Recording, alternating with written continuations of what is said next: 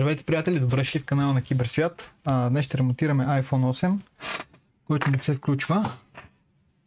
Сега ще ви покажа какви четения има на USB метъра. Предварително, както винаги, всичко е разглобено. Така, само че бях извадил платката да огледам преди да започнем клипа. Направих няколко замервания. Така. Караме устройството. USB метър имаме четене от 10 мА. Добре, сега ще го извадим, обаче интересното е, че като го закачим на захранването,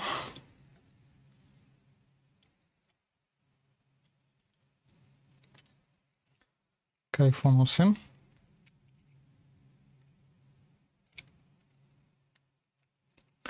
и без да натиснем Power бутона,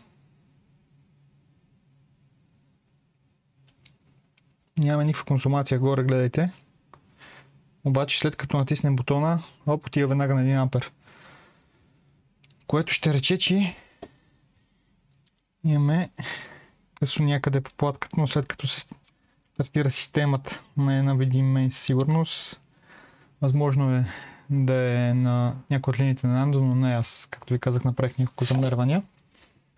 Така, сега ще ви покажа какво открих преди да започна клипа. Че ви е интересно, затова започнах да записвам. Ще вземем един Power бутон.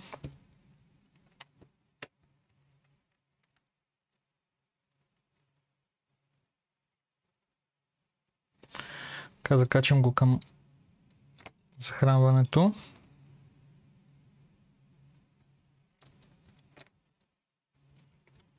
Така, само да извада термокамерата.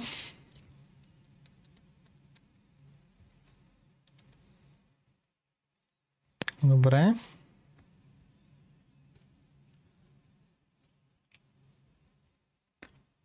Стартираме го. И вижте, загорява тук при главния захранващ чип. Най-вече тая намотка загорява тук. Така, само да го изгасим.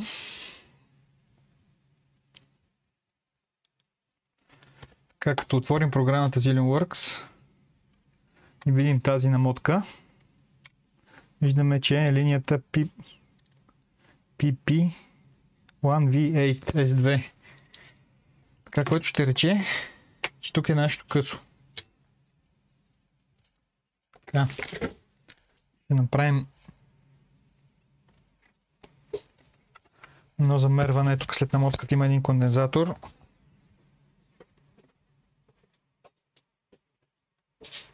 И виждате, е на късо.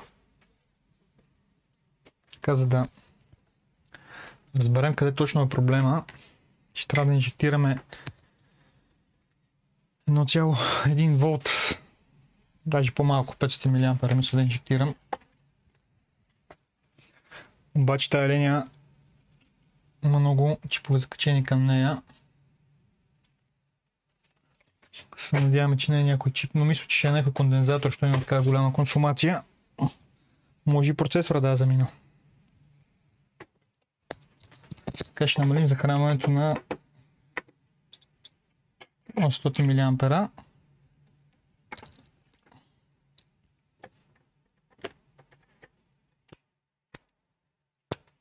Сега ще го изгасим за момента. Ще запоим 2 джампера, един на този кондензатор. Ето тук. Един на маса.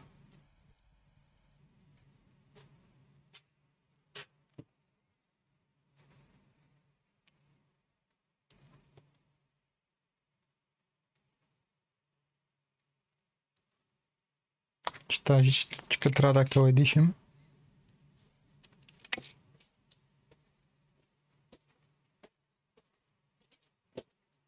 Така. И сега на масата някъде.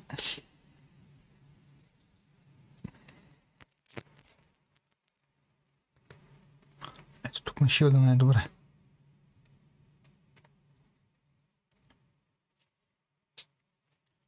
Добре.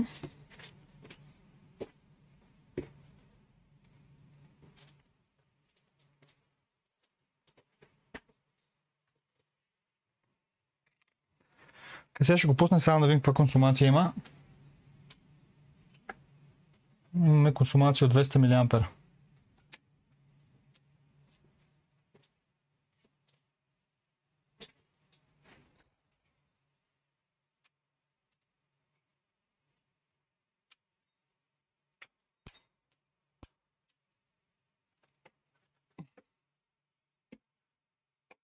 Само се вади пробата.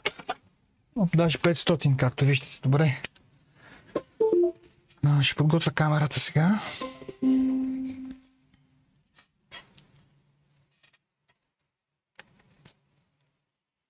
Ще видим какво загря.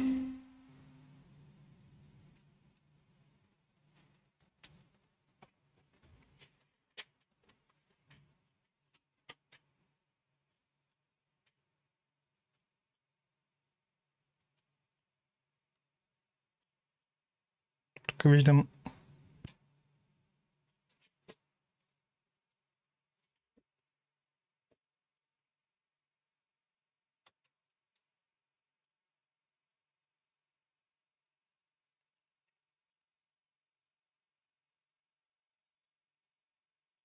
абсолютно нищо не се вижда.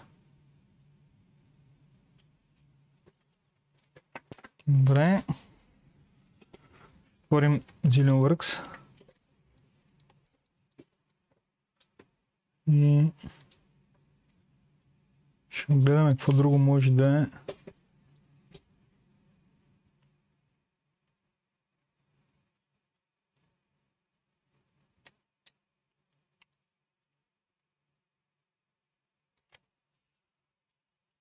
Така. Добре, ще пробваме пак.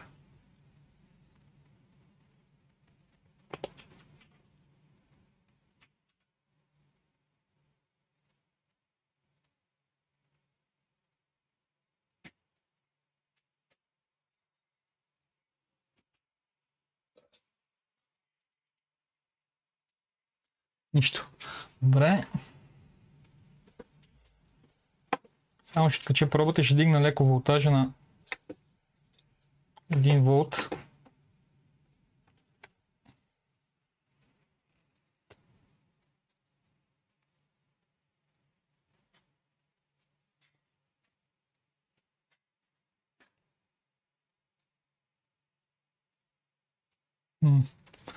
Тук нещо имаме.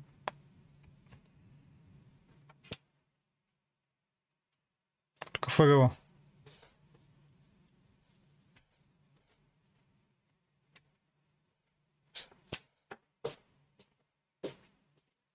Долу въгъла има нещо, което загорява.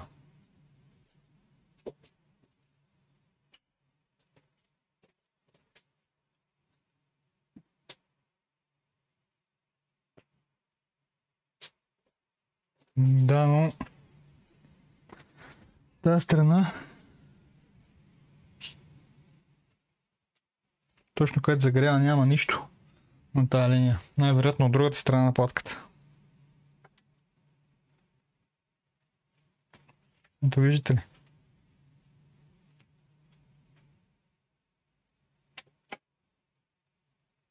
Да. Добре. Ще трябва да свалим шилда на процесора обаче за целта. Ще няма да стане работата. Само първо да премахнем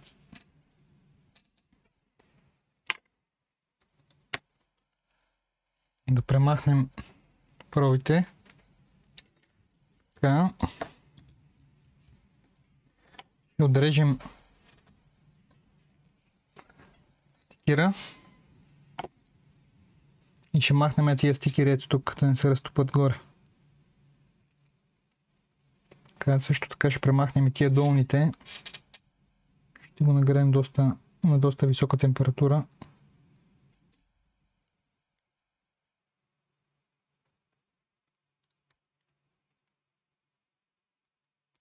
Се надяваме само, че не е заминал процесора. Тази линия е вързана и с него.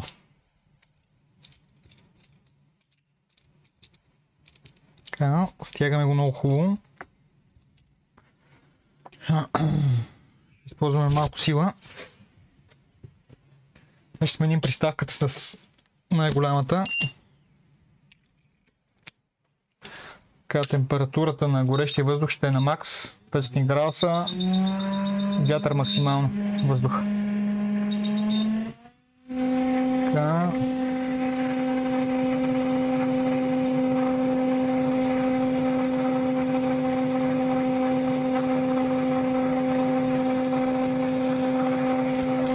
Готово.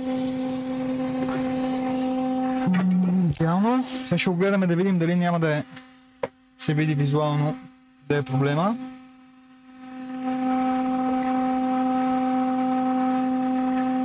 Мисля, че го виждам.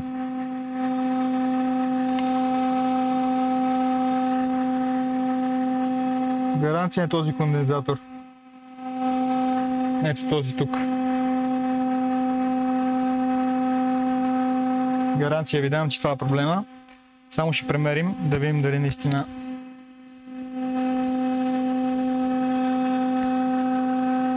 горе в дясния ъгъл, както знаете,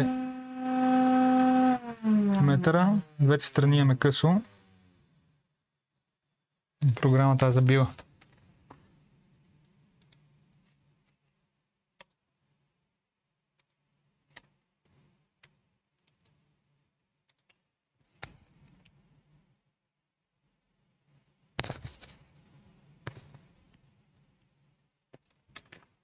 Чудесно. Така.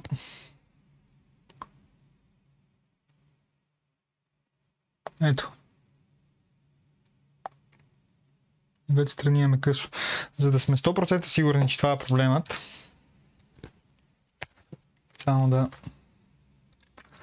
Значи тази програма всеки път ми прави някакви проблеми.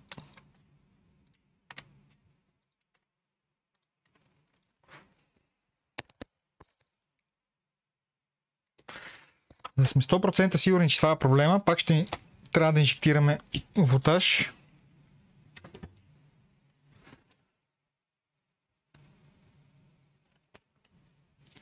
Пак по същия начин ще го направим на този кондензатор тук.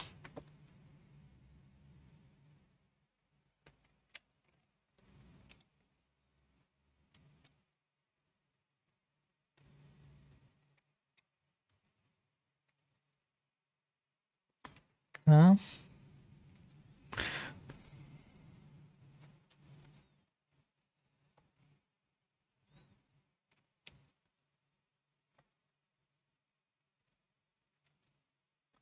Добре.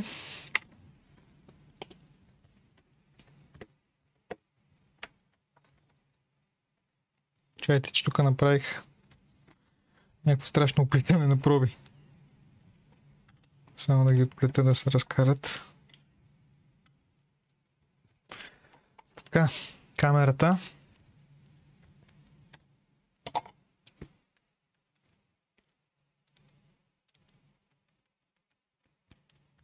И сега ще нагласим да виждаме точно тук долу този кондензатор, който мисля, че е нашия проблем. Стартираме. Оп. Само да пусна да заснеме клип. Да, приятели. Още един път. Идеално. Така. Сега този кондензатор е на много рискаво място. Както виждате, тая верига, тая линия има страшно много кондензатори.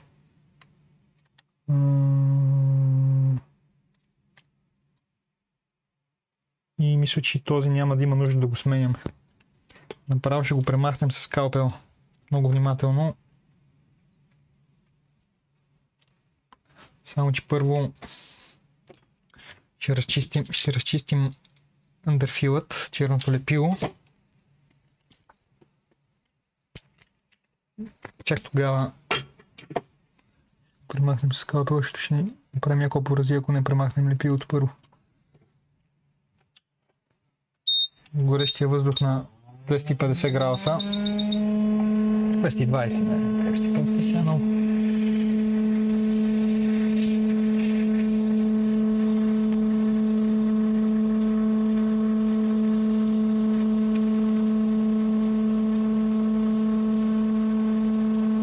Той направо си падна.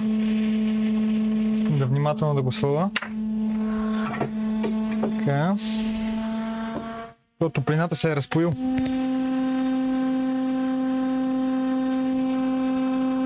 Идеално!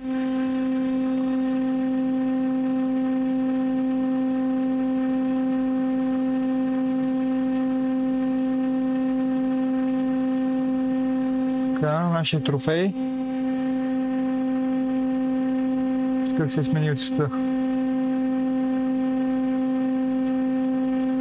Оп, имаме пълно късо.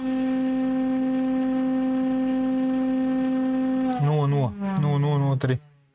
Приятели, сега дойде часът на истината. Да стартираме нашия телефон, да видим дали ще запали. Така.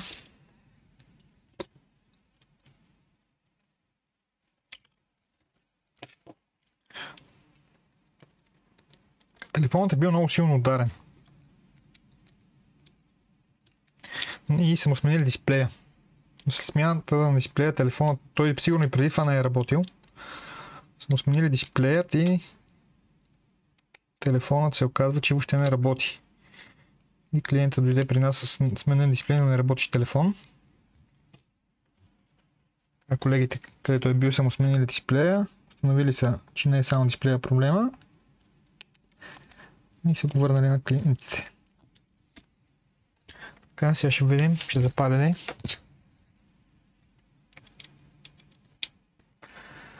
Добре, имаме вече нормално четене. Оп, тръгна, само че не съм закачил батерията.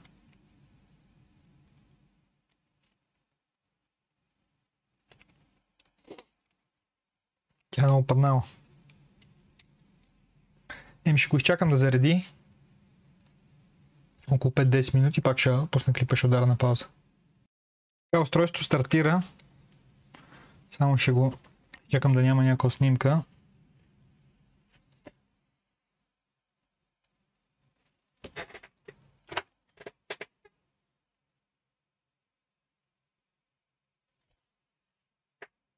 Добре.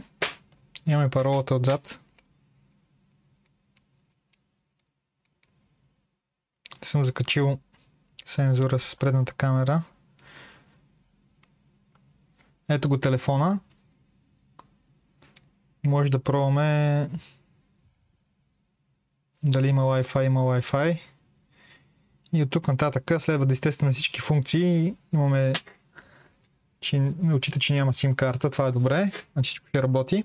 Тук нататък ще изтестваме всички функции и ще го изтетем на клиента. И това е, приятели. Дано сме били полезни. Чао, до следващото видео.